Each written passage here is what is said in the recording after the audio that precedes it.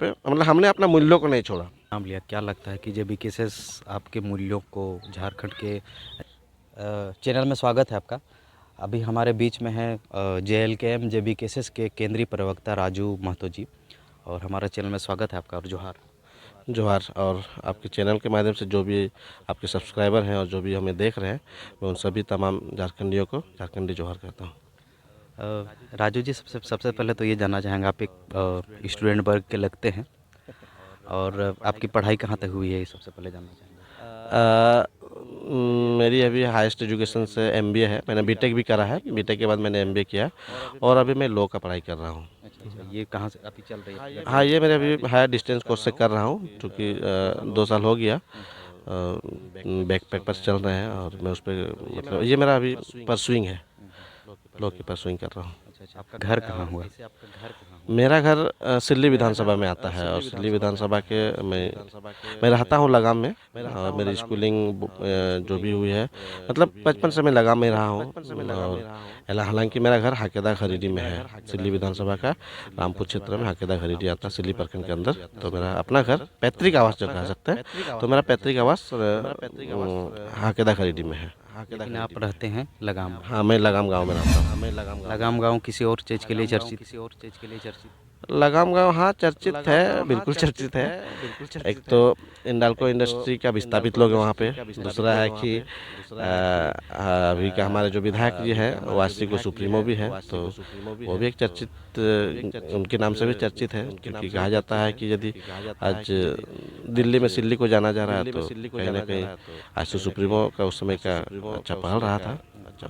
वो भी उसी गांव से बिलोंग करते हैं, उसी गांव से हूँ। मतलब आप भी तत्कालीन सिल्ली विधायक सुदेश महतो के गांव से बिलोंग करते हैं। हाँ, मैं उनके ही गांव से बिलोंग। यानी आप भी आजसू के कार्यकर्ता रहे होंगे, या उनके जो कार्यों में उनके सहपाठी हुए होंगे, उनके शरीक हुए होंगे। हाँ, बिल्कुल बिल्कुल। एक्चुअली में देखिए, यदि आप इसको 2000 से देखें तो राजनीति का हमें शायद उस समय राजनीति का ज्ञान नहीं रहा होगा, लेकिन वो जेनेटिक्स कह सकते हैं कि पारिवारिक जेनेटिक्स है। समाज को लेकर के चर्चा होना, समाज को लेकर बातें करना, तो हम लोग सुनते थे, देखते थे। मेरे नाना जी जो थे वो CPIM में अच्छे कैडर थे, और CPIM के मतलब कद्दावर नेता में थे। तो हम लोग पारिवारिक देखते थे। इंडाल्को में जॉब करते थे, तो वहाँ भी यूनियन में बहुत अच्छा, बहुत काफ़ी समय तक यूनियन में थे, तो इंडाल्को को भी देखते थे। वो लीडरशिप हुआ करता था। अभी आते हैं कि मान लीजिए कि आजसू की बात, तो जब से ये आजसू आई तो हमारा एक परिवार की तरह था। हम लोगों ने भी आजसू में काम किया। आजसू का जब स्टार्टिंग फेज रहा होगा, तो आप देखे होंगे कि 2000 से 2006-8 यूथ का अच्छा ये था उस समय। हम लोग देखा जाए तो सही से हम लोग उस समय मतलब प्रॉपर इनर वेयर भी हम लोग नहीं पहनते थे, तब से हम आजसू के लिए दौड़ते थे। ठीक है, उस समय होता था ना कि बच्चों में बाइक में किसी के पीछे बैठ जाना और रैली में निकल जाना, बाइक उड़ाना, ये सब उसमें हम लोग भी क्या करते थे। लगभग मैं 2014 तक आजसू के लिए काम किया, क्योंकि हमें लगता था कि भाई चलो घर के बगल के विधायक हैं, और उसमें विचारधारा भी चलती थी। लगभग हम लोग उस विचारधारा को मानते थे। जो नारा हुआ करता था, सामाजिक न्याय, शिक्षा, हरियाली, विकास। तो उसमें हम लोग उतना गहन स्टडी नहीं किए हुए थे, नहीं जानते थे राजनीति को, लेकिन सपोर्ट करते थे। कभी कार्यकर्ता नहीं रहे, सपोर्ट करते थे, क्योंकि लगता था ये परिवार की पार्टी है। धीरे धीरे देखिए, हमारे मम्मी पापा, हमारे पेरेंट्स ने भी किया होगा, हमारे प्रखंडान ने किया है, सभी लोगों ने किया, क्योंकि घर की पार्टी सभी लोगों ने काम किया था।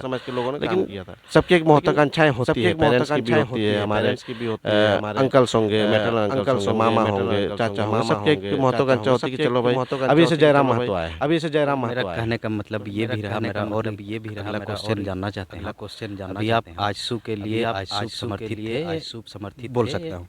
आज तक 2014 तक आजसू समर्थित। लेकिन ये आप जेबी केसेस JLKM इसमें आप पूरा समर्थित हैं और पूरी अच्छी तन्मयता से काम कर रहे हैं। ये ऐसा पार्टी छोड़ के इसमें देखिए, बात है कि दल तो बदलते आई हैं, और हमारा जो खुद का अपना विचार होता है, वैचारिक है। हम वैचारिक तरीके से बदले हैं। कल तक ये दल की अच्छी नीतियां लगती थी, हमने इनको सपोर्ट किया, पूरे झारखंड ने सपोर्ट किया, मैंने नहीं सपोर्ट किया, हमने भी सपोर्ट किया। मुझे बाद में लगा कि ये समाजवादी से पूंजीवादी पे कन्वर्जन। आपको पता होगा, और आपको बोला जाता है जब कोई राजनेता जब वो कोई बिजनेसमैन बन जाता है तो वो जाता है सर्विस सेवा की भावना से सेवा की भावना से व्यापार बिजनेस की भावना से व्यापार तो धीरे धीरे समस्या हम लोग को लगने लगा कि भाई हम लोग हमारा मतलब जो नेता है वो समाज का है वो सेवा के लिए नहीं आ रहे, अब अपना वो बिजनेस तरीके से देख रहे हैं। तो बहुत सारी चीजें हुई क्योंकि हम लोग विस्थापित हमने वहाँ भी इस चीज को अनुभव हमने वहाँ भी हमें ये महसूस होने लगा कि शायद अब यहाँ पे समाज में अब हम लोगों की सेवा नहीं होगा, हम लोग और सेवा का भावना से राजनेता सेवा का भावना से राजनेता हम लोगों ने वैसी पार्टी ढूंढने की जो सही में झारखंड के लिए समाज के लिए सोशलिज्म के लिए काम करें, सोशलिज्म कैपिटलिज्म ना कि कैपिटलिज्म। तो इसलिए फिर हमने वो पार्टी त्यागा मतलब क्या त्यागा मतलब हमने दूसरी पार्टी ज्वाइन की, दूसरी पार्टी ज्वाइन की मैंने जेबीएम ज्वाइन किया था, मैंने जेबीएम ज्वाइन किया था, जेबीएम में मैंने 2 साल ज्वाइन किया था, जेबीएम में मैंने 2 काम करा, मैंने से काम करा जेबीएम से उसमें हमने एक कैंडिडेट भी हमने प्रत्याशी डाला हुआ था। रीजन नहीं था कि रीजन नहीं था, स्वतंत्र है, कोई भी पार्टी स्वतंत्र है, हम कोई भी पार्टी कर सकते हैं, हम विचार से आए, हम विचार में हमको लगा था कि बाबूलाल मरांडी जैसे बाबूलाल मरांडी जैसे गद्दावर नेता है, गद्दावर नेता के लिए सोच रहे थे, झारखंड के लिए सोच रहे थे, हमने फिर वहां दामन था, हमने आशु के साथ हमने अलग किया, हमने अलग किया, काम शुरू उस हिसाब से अपना काम। बाद में ये पार्टी भी जब बीजेपी ये पार्टी भी चूंकि बीजेपी चलेगी तो चूंकि मतलब कैपिटलिज्म की पार्टी, मतलब कैपिटलिज्म की पार्टी आप देख ही रहोगे अभी भी आप देख, तो वो पार्टी के साथ हमारा मान वो पार्टी के साथ हमारा विचार नहीं चल रहा है, हमने नहीं ज्वाइन किया, हमारे बहुत नहीं ज्वाइन किया, हमारे बहुत सारे साथ चले गए, मैंने नहीं ज्वाइन किया, मैंने नहीं ज्वाइन किया, संगठन हम अपने सारथी संगठन चलाने लगे, सारथी सामाजिक अगुवा, सारथी सामाजिक अगुवा कृष्ण भगवान थी, मतलब जो लिखे सारथी थे हम सामाजिक अगुवा, हम लोग अगुवा सामाजिक अगुवा कि हम लोग अगुवा बनने का लड़ाई लड़ेंगे, हम लोग अगुवा बनने का लड़ाई लड़ेंगे, हम लोग की आवाज उठाने लगे, 1932 की आवाज उठाने लगे, उस समय तक जेबी के जैसा संगठन भी नहीं आया, जैसा संगठन हमारा छोटा संगठन था, हम लोग हमारा छोटा संगठन लोग हमने जोड़ा था, बहुत सारे लोग हमने जोड़ा 1932 का 1932 जो सारथी संगठन हम लोगों ने बनाया था, संगठन हम लोगों ने बनाया था, कुछ यूथ मिलकर बनाए थे, चीजें हुई कुछ चीजें हुई, रोजगार को लोग थोड़ा सा रोजगार को लेकर के ये सब डिस्ट्रीब्यूट हो गए, तो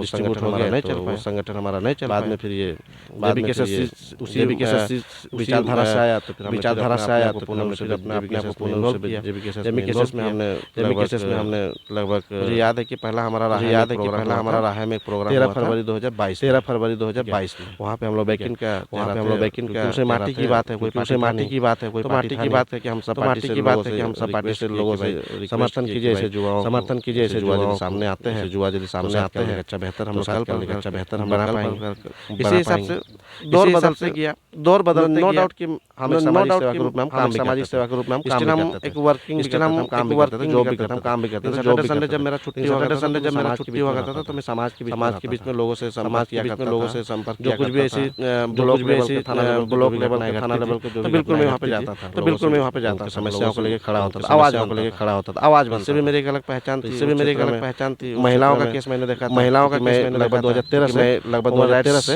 मैं तले में काम कर रहा हूँ, बैनर तले भी मैं चिलाभी भी हूँ, अभी मैं चिलाभी भी हूँ, सचिव भी उस प्रदेश में सचिव भी उस, तो उस पर भी मैं काम करता था, उस बैनर पे मैं काम करता था, उस बैनर पर महिलाओं का केस जो है बहुत सारे महिलाओं का केस क्षेत्र में सॉल्व किया, मैंने अपने क्षेत्र में सॉल्व किया था, जैसे कि धोखाधड़ी वाला केस था, पैसा कौड़ी वाला के बाद तलाक का केस, शादी के बाद तलाक का केस था, हमने अपने क्षेत्र में केसेस को काम किया था। तो मतलब वो मेरा पर्सनल इंटरेस्ट है, जो भी करते थे पर्सनल इंटरेस्ट है, पर्सनल इंटरेस्ट है, इन सब चीजों पे मैं काम किया, उससे भी हमारे समाज पे कनेक्शन जुड़ा हो गया था, कनेक्शन इस टाइप से करते ये तो मुझे नहीं पता था कि राजनीति सामाजिक सेवा था, या फिर सामाजिक सेवा था, हम लोग सेवा उस विचार से उस विचार हमने अपना मूल्यों को नहीं, मतलब हमने अपना मूल्यों को विचार से थे, जिस विचार से आगे भी बढ़ते रहे, उसी विचारधारा और आज उसी विचार से मिला, तो जेबी के जैसे संगठन ने मुझे जगह दिया, संगठन ने मुझे वो जगह दिया, मुझे केंद्र प्रवक्ता बनाया, जो संगठन का जो दायित्व मिलता है, उस दायित्व अभी गिरिडीह लोकसभा का मुझे पर्यवेक्षक बनाया गया, अभी मैं उस पर ही काम कर रहा हूँ, जेबी केसेस का आपने नाम जेबी केसेस का नाम क्या लगता है कि जेबी केसेस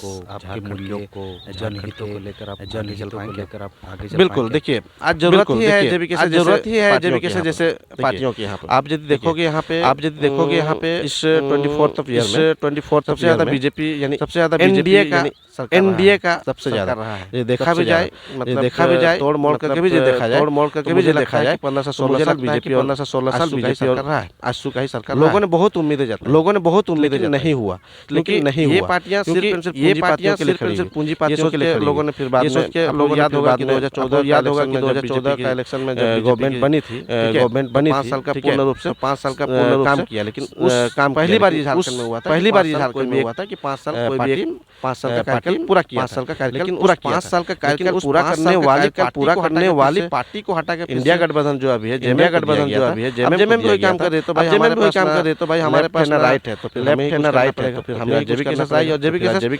जेबीकेएसएस को देखिए, इन सब चीजों को देखिए, कहा जाए तो लेफ्ट भी नहीं, कहा जाए तो राइट भी नहीं, हम सेंटर पे काम कर रहे हैं, हमारे मुद्दे जो है वो हमारे मुद्दे और जेबीकेएसएस जो मुद्दा लेके आई है, वो इस झारखंड के लिए 110% उस पे सही लोग बिल्कुल फोकस कर रहे हैं। जयराम ने क्या किया, उन मुद्दों को लोगों को बताया, समझाया, लोगों को बताया, समझाया, कन्विंस किया कि भाई ये हमारा हक है, भाई ये हमारा हक लेना चाहिए और ये हमें क्यों लेना चाहिए, चीजों को तो उन्होंने सामने रखा, सब चीजों को तो उन्होंने सामने रखा, और वाई पार्टी जो एक्स पार्टी और वाई पार्टी ने जो किया, डिमेरिट का उनको लोगों को समझाया कि आपके कारण लोगों को समझाया कि आपके कारण लोग समर्थन कर रहे हैं उसको, लोग समर्थन कर रहे हैं उसको लेकर। ने कहा कि गिरिडीह प्रवचन, गिरिडीह क्या लोकसभा कैसा लग रहा है आपको, लोकसभा कैसा लग रहा है आपको, वहाँ पर क्या देखिए गिरिडीह लोकसभा में अभी तक बोला जाए तो जो हम लोगों ने अपना तैयारी किया, तो अभी तक दूसरी हाल फिलहाल में अभी नॉमिनेशन आया, किया गया, नाम उजागर किया गया, मतलब इंडिया और एनडीए का गठबंधन। लेकिन उससे पहले हम लोगों ने गिरिडीह लोकसभा में अपना परचम लोगों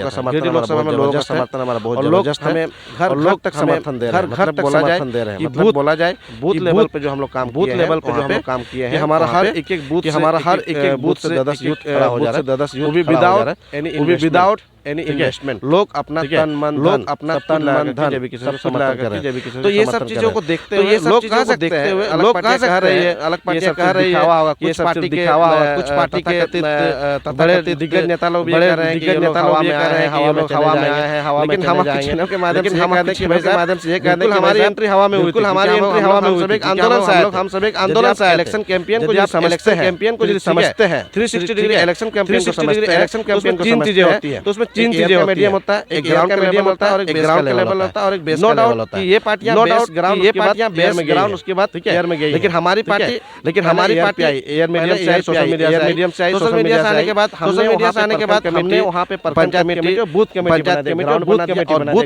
दिया और बूथ कमेटी में जो काम किया, तो नो डाउट कि हमारा जो संघर्ष चल रहा है, हमारा यूथ जो कर रहा है, हमारा यूथ हम जिस स्ट्रेटेजी पे काम कर रहे हैं, तो ये स्ट्रेटेजी गिरिडीह में जयराम को आपको मैं एक चीज बता देना चाहता हूँ, इंटरेस्टिंग चीज बता देना चाहता हूँ, टेक्नोलॉजी का बदलाव होता है। सपोज मान लीजिए कि जब अंग्रेज आए थे, जैसे मुगलों का शासन आया था, मुगल लोग तो कुछ मुगल लोग हथियार से पहले तो लोग अपने हथियार से लड़ते थे, कुछ लोग आए अपना नया टेक्नोलॉजी तोप लेकर के आ गए। उसी प्रकार से आज यदि देश में सोशल मीडिया टेक्नोलॉजी, झारखंड में टेक्नोलॉजी का अच्छा यूटिलाइजेशन के कारण आज मूवमेंट पूरा झारखंड में ये मूवमेंट है सोशल मीडिया, आप सोशल मीडिया के कारण, आप जैसे मीडिया ने अपने सच्चाई को उजागर किया, जयराम जो बोल रहे हैं दिखाया कि जयराम जो बोल रहे हैं सच जन तक, और ये सच जन, तो ये नया टेक्नोलॉजी से हम लोग हमारा सीधे एयर मीडियम से आने के बाद हम लोगों ने ग्राउंड बनाया, तो हम बना लिया। देखा जाए तो इलेक्शन कैंपेन का जो 360 डिग्री एंगल कर दिया है, गिरिडीह लोकसभा कर दिया है, हमारा जनसंपर्क चल रहा है, हमारा जनसंपर्क चल रहा है, एक्टिविटी चल रही है, कनेक्टिविटी चल हमारा काम अभी चलता ही रहेगा। क्योंकि आप रांची लोकसभा के अंतर्गत आते हैं, हालांकि आप प्रवचक हैं, रांची लोकसभा के बारे क्या यहाँ पर कैंडिडेट? देखिए रांची लोकसभा में बिल्कुल कैंडिडेट जीतेगी। हम जो जिस तरह से प्लानिंग कर रहे हैं कि और हमारा जो कैंडिडेट होगा माइट भी, देखिए अभी कैंडिडेट आया नहीं है, लेकिन जिन्होंने अभी अपनी तैयारी चल रही है, एक जाति समीकरण के आधार पर कैंडिडेट खड़ा किया जाता है, 33% यहाँ पे 33% जो है कुर्मियों की बहुमत है। लोगों में एक बदलाव भी हुआ है, अगर कैंडिडेट होता है पॉसिबिलिटी ज्यादा होंगी, दूसरे कम्युनिटीज के आता है, तो भी हमारा संगठन उसके लिए काम करेगी और ये पॉसिबिलिटीज करेंगे कि हम वो जीत हासिल, मतलब वो जीत हासिल। जैसे कहा कि आपने क्या तैयारी चल रही है कि हम जीत, हमारा जेबीकेएसएस का गाँव में चले मतलब हर गांव में चले जाइए, लोग अपनी जुबानी से कह रहे हैं, जेंट्स महिलाएं कह रहे हैं, जेंट्स कह रहे हैं कि हम लोग को इस बार जो है ना कि हम लोग को टाइगर जयराम और टाइगर जयराम को सपोर्ट और टाइगर जयराम यहाँ पे जो कोई भी कैंडिडेट यहाँ पे जो कोई भी कैंडिडेट होगा हमारा उसका फोकस हमारा के नाम केंद्र अध्यक्ष के क्योंकि टाइगर जयराम को देखकर टाइगर जयराम को देख करके हमारे करेंगे और लोग वोट करेंगे, समर्थन करेंगे। और जिस प्रकार पिछले बार इलेक्शन में देखा संजय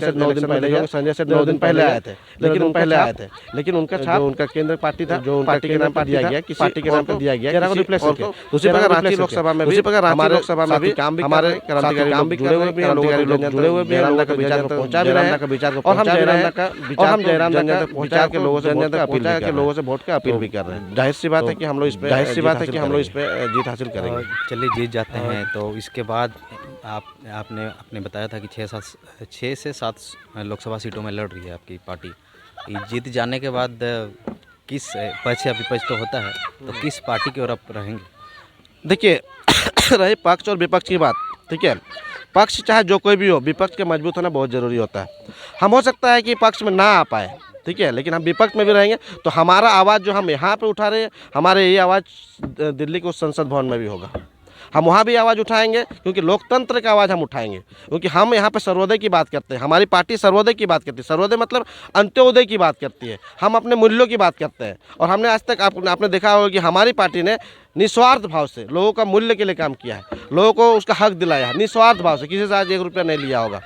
और आज इस 23 साल में जो किसी पार्टी का अच्छा नेता ने, चाहे वो सुप्रीमो हो, चाहे मतलब मुख्यमंत्री रहा हो, ठीक है, राज्य के मुख्यमंत्री रहा हो, जो काम जेबी केसेस ने किया आज तक कोई पार्टी ने नहीं किया। तो जो काम आज तक हम लोग यहाँ झारखंड में किए हैं, झारखंडियों के लिए किए हैं, हम हो सकते हैं वही काम देश हित के लिए भी काम करेंगे। और हमारी पार्टी वहाँ जाके देश हित के लिए, लोकतंत्र के लिए आवाज़ उठाएगी। चूँकि आप सिल्ली से हैं तो एक चीज़ मैं जानना चाहूँगा, सिल्ली में आपको लोगों से जनसंपर्क करने का समय मिलता है या लोगों से रूबरू होने का समय मिलता है? वहाँ पर क्या क्या समस्याएं हैं, क्या क्या चीज़ें को लेकर आगे बढ़ना हो रहा है बच्चों को लेकर? बिल्कुल, देखिए अभी मुझे लोकसभा का प्रभार उधर दिया गया है गिरिडीह में। उससे पहले तो मैं अपने क्षेत्र में था, मैं मैक्सिमम काम मैंने अपने सिल्ली विधानसभा क्षेत्र पर दिया है। जब से जेबी केसेस का प्रोग्राम हुआ है और आज लगभग 3 सभाएं टाइगर जयराम की हमारे क्षेत्र में हुई है, उसके बाद लोगों से कनेक्शन होने में थोड़ा ईजी हुआ है और हम लोग वहाँ पे सारा यूथ जुड़ रहे हैं और जुड़ते आ रहे हैं। वहाँ पे एक एक व्यक्ति को, एक मतलब कैंडिडेट को, कार्यकर्ता को जोड़ने का काम मैंने किया है। लोगों से 1 to 1 मिल करके, अलग पार्टियों से, देखिए हर पार्टी में सब तरह के लोग होते हैं, जिनका विचारधारा हमारे से मिलता जुलता है, हम वैसे लोगों से मिल रहे हैं और उनको अपने साथ बिल्कुल कनेक्ट कर रहे हैं। हमने बहुत सारे लोगों को अलग अलग पार्टियों से, जैसे हमारे वहाँ पे बीजेपी के लोग हैं, कांग्रेस के लोग हैं, जेएमएम के लोग हैं, केजेपी के लोग हैं, तो हमारी विचारधारा से जो जुड़ना चाहते हैं, हम सबको हमने मतलब उनसे 1 to 1 मिला है, उनको अपने साथ कनेक्ट किया है, जोड़ा है। और अभी भी ये मेरा काम चल रहा है। बहुत जल्द आपको एक बहुत अच्छा मैसेज भी मिलेगा कि बहुत सारे लोग कोई मुख्य पार्टियों से छोड़ करके जयराम का दामन थामने के लिए आ रहे हैं। रह गया बात रोजगार को लेकर के, यदि मैं सिल्ली की बात करूं, ठीक है, तो हमारे सिल्ली में रोजगार सृजन करने की ज़रूरत है। रोजगार है, वहाँ पे रोजगार सृजन किया जा सकता है। मैं आपको जस्ट एक सेट ऑफ एग्जांपल्स देता हूँ। हमारे वहाँ पे सिल्ली में सिल्ली पॉलिटेक्निक कॉलेज है। अब रोजगार की बात करते हैं तो हमारे सिल्ली विधानसभा क्षेत्र में जितने भी टेक्निकल लोग हैं, चाहे वो डिप्लोमा होल्डर्स होंगे, चाहे वो डिग्री होल्डर्स होंगे, ठीक है, तो ये डिप्लोमा डिग्री होल्डर्स के लिए यदि प्रिजर्व किया जाए, सीट प्रिजर्व किया जाए कि पर यहाँ पे सिल्ली पॉलिटेक्निक में लैब टेक्नीशियंस का हो गया, चाहे लेक्चरर का हो गया, जो अच्छे जिसके में क्वालिटी है, क्वालिटी बेसिक, क्योंकि देखिए वही सेल्फ 48 पेपर पढ़ के हमारे सिल्ली विधानसभा के लड़का है, वही सेल्फ 48 पेपर पढ़ के आपका कोलकाता का भी बंदा आया हुआ है। तो भाई जो कोलकाता का बंदा आकर के यहाँ पढ़ा रहा है, तो बंदा क्या हमारा सिल्ली विधानसभा बंदा नहीं पढ़ा सकता है? बिल्कुल पढ़ा सकता है।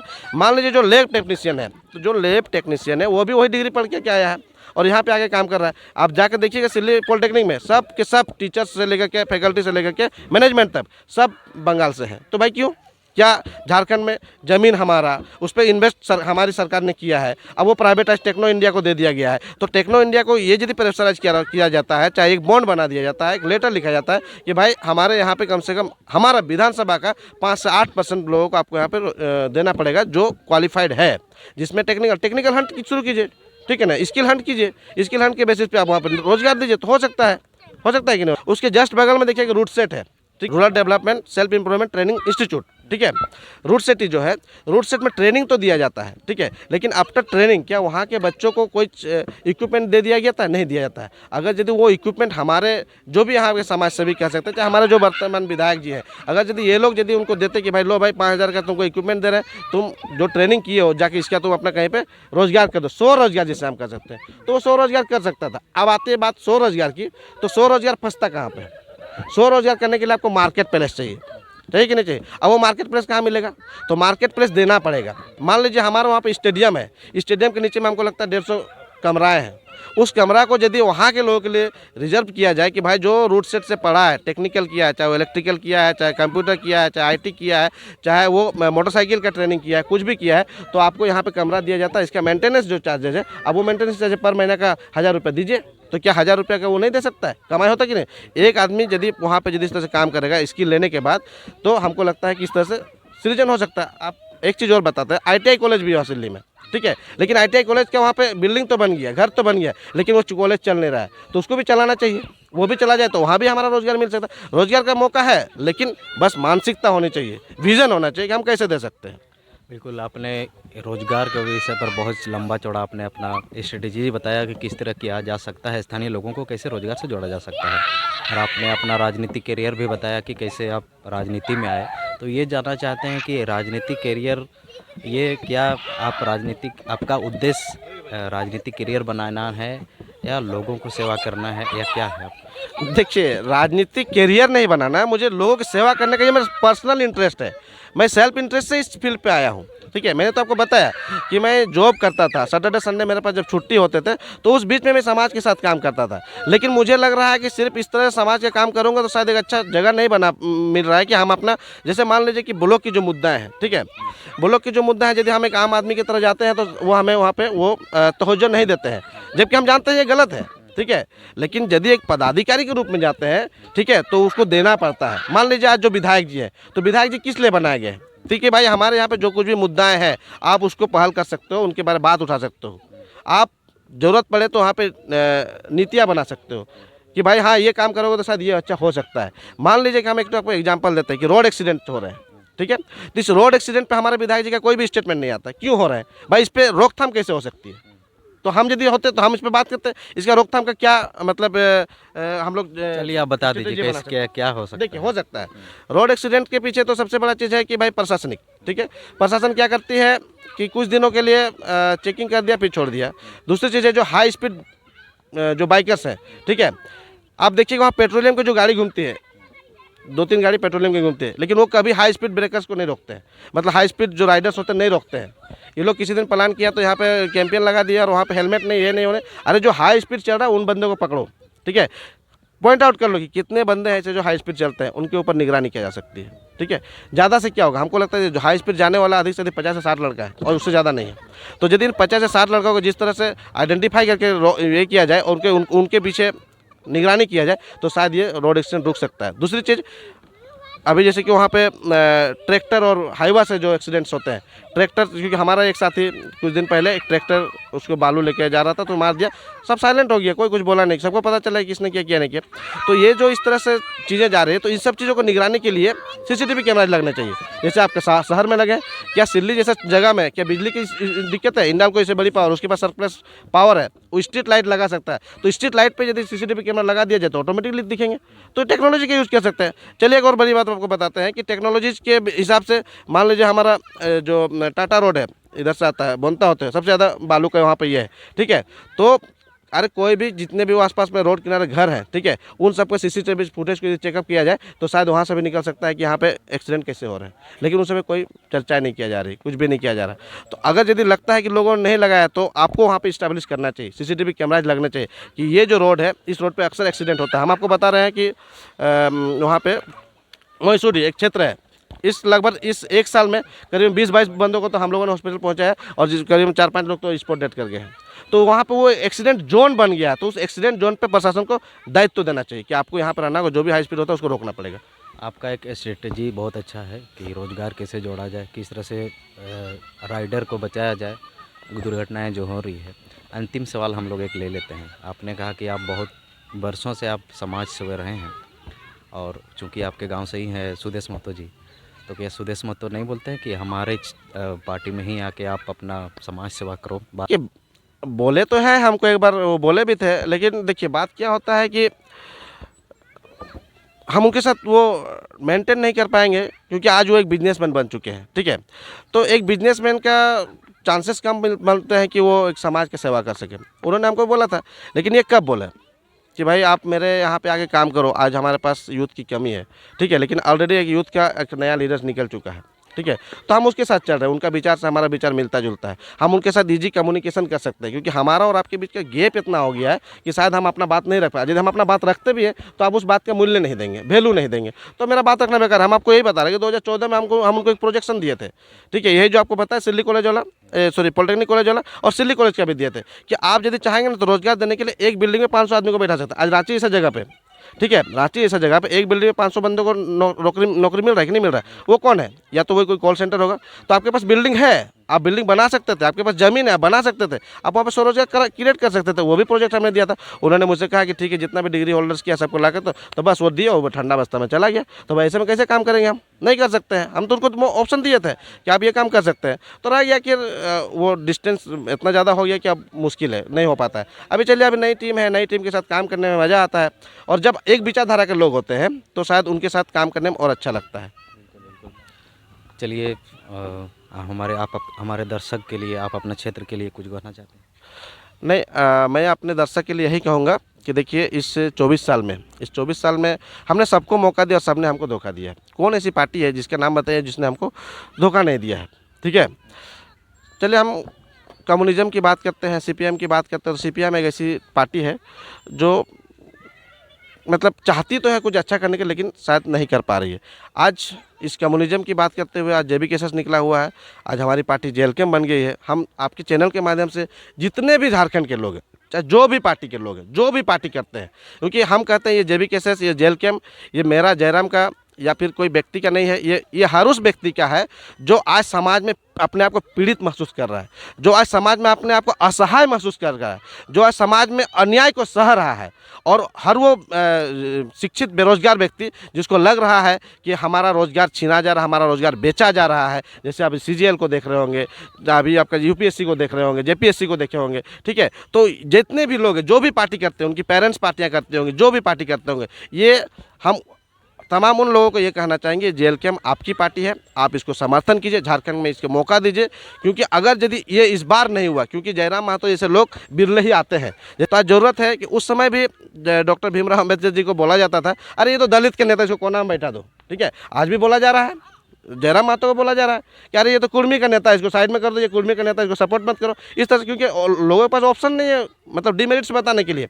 तो मैं आपके चैनल के माध्यम से बोलूँगा, ना तो जयराम महतो का ये जो पार्टी है, ये जो संगठन है, कोई एक जाति विशेष पे नहीं, कोई धर्म विशेष पे नहीं है, ये झारखंड में रहने वाले हर झारखंडियत की पार्टी है, और सबको इस पार्टी को सम्मान करना चाहिए, सबको इस पार्टी को वेलकम करना चाहिए, और सबको अपने आप को इस पार्टी के लिए समर्पित करना चाहिए। हमारे चैनल को समय देने के लिए आपको बहुत बहुत धन्यवाद। बहुत बहुत धन्यवाद।